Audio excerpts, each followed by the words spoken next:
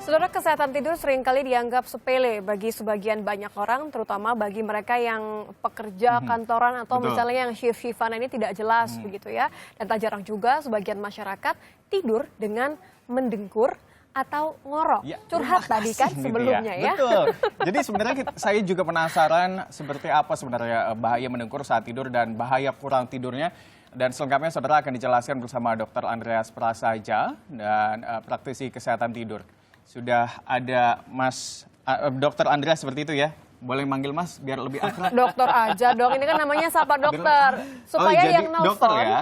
betul, karena kita juga buka Nah, itu line dokter. interaktif gitu yang di rumah juga nanti kalau misalnya, karena saya rasa banyak yang kemudian ingin bertanya mengenai gangguan-gangguan ketika mereka tidur, mulai dari yang merasa, yang ngakunya insomnia, Ya, oke. atau mungkin karena dia mendengkur, pasangannya yang lu. Kalau gitu. Nah, biasanya itu dia.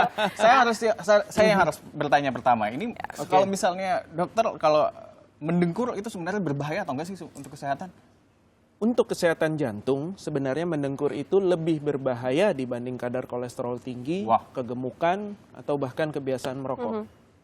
Lebih berbahaya. Lebih berbahaya. Jadi Spesifiknya gini, seperti apa, dokter? masalah mendengkur buat kami di kedokteran tidur tidak penting suaranya. Sorry, pasangan pasti terganggu memang, tapi yang terutama penting adalah gangguan nafasnya. Apa ada gangguan nafas atau tidak? Seperti apa mungkin gangguan Jadi, nafas yang gangguan nafas saat tidur namanya kan sleep apnea, artinya henti napas saat tidur. Jadi mendengkur gitu ya. Oh, iya. Itu biasa. Itu biasa. oke. Kalau Nah, itu juga ada tuh kayak gitu tuh. Itu berbahaya. sangat berbahaya. Artinya saluran nafasnya sempat tersumbat. Hmm. Jadi seolah-olah dalam tidur dia tercekik, ya. Gerakan nafas tetap ada, tapi kan udara tidak ada yang bisa lewat, Tidak lewat. ya. Sesak, karena sesak dia akan terbangun. Terbangun tanpa terjaga. Lanjut lagi tidur.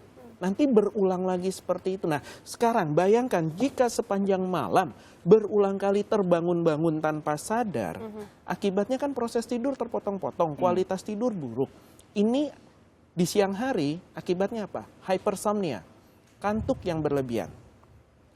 Jadi walau sudah tidur 7 jam, 9 jam, masih terasa lelah. Masih kurang tetap ya? lelah, tetap mengantuk. Itu sebabnya di negara-negara maju di Eropa, terutama Amerika belum, pendengkur, SIM-nya harus ditahan. Tidak boleh berkendara.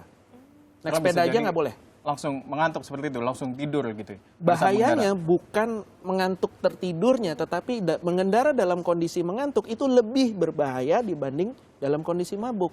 Kenapa? Karena dalam proses tidur kemampuan berkendara ini dibangun, kemampuan konsentrasi, kewaspadaan, respon refleksnya hanya dibangun saat tidur. Kalau tidurnya terganggu, ya otomatis kemampuannya akan buruk.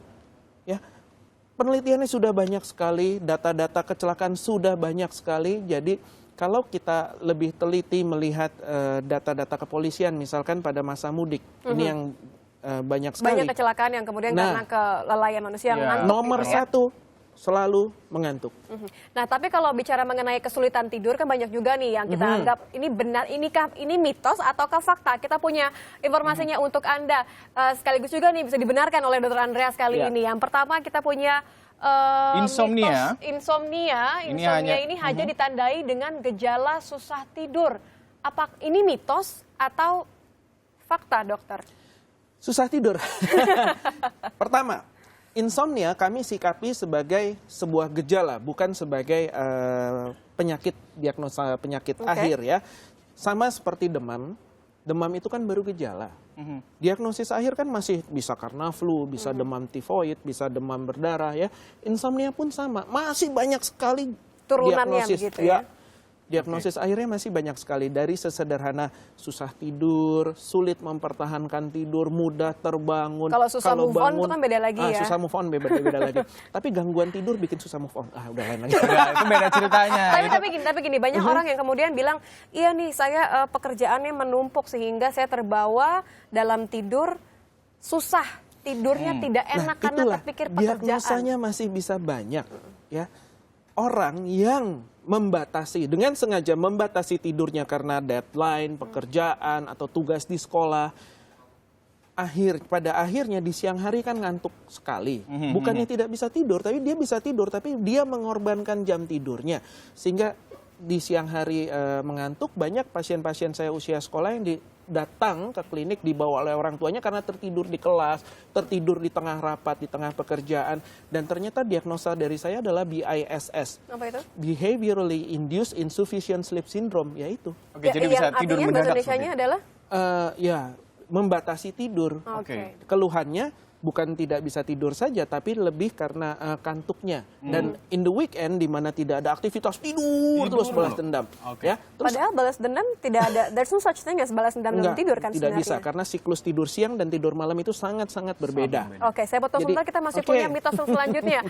Apakah ini mitos atau fakta? Ini kita punya soal mendengkur tadi sempat dibahas tadi oleh ini sudah sempat oleh dibahas. dokter ya.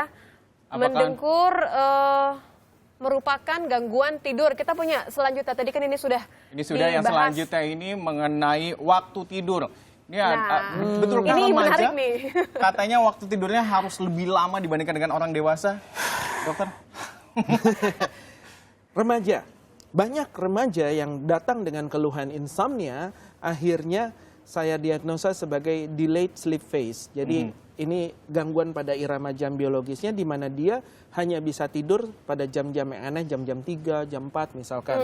Jadi jam tidurnya ini bergeser. Bukannya tidak bisa tidur, dia bisa tidur tapi pada jam 3, jam 4. Karena jam biologis pada usia remaja ini unik. Satu, mereka butuh tidur lebih banyak, 8,5 sampai 9,4 jam per hari. Ya, tapi dengan jam tidur yang unik. Yaitu? Jam 10 malam orang tuanya udah ngantuk tidur. Pada usia remaja sampai pertengahan 20-an, jam 10, Ini lagi lagi seger-segernya. Oke. Justru sayang untuk tidur. Ini waktu yang ideal untuk berkarya, belajar, bikin tugas. Tidak akan mengganggu Nggak. aktivitas anaknya lagi di Tidak. pagi hari? Tidak lemas Nah, begitu? Tinggal tidurnya kan jam 12-an nih, ya. Jam 11, jam 12 ini baru ideal untuk tidur. Ya. Cuma ideal untuk bangunnya jam biologisnya adalah setengah 8, jam 8 pagi. Oh, udah ditutup gerbang sekolahnya kalau setengah 8. Nah, Iya, itu celakanya. Itu sebabnya saya serukan kita harus memundurkan jam masuk sekolah kita agar Oke. sesuai dengan jam biologis anak-anak kita. Kenapa? Karena jam biologisnya baru bisa menerima pelajaran di atas jam 9 pagi. Oke. Itu sebabnya di negara-negara maju sekarang jam masuk sekolah diundurkan hingga 8.30 atau jam 9. Jam 9. Jadi biar nggak ada alasan mengantuk di siang hari dengan alasan karena kurang tidur. Itu juga ada. Bukan itu saja, karena Itu juga ada mitos, nanti ditahan dulu Oke. sebentar dokter. Kita juga akan segera kembali, masih juga membahas mengenai gangguan tidur saudara, dan Anda juga bisa bergabung melalui line telepon di 021 5366 1222.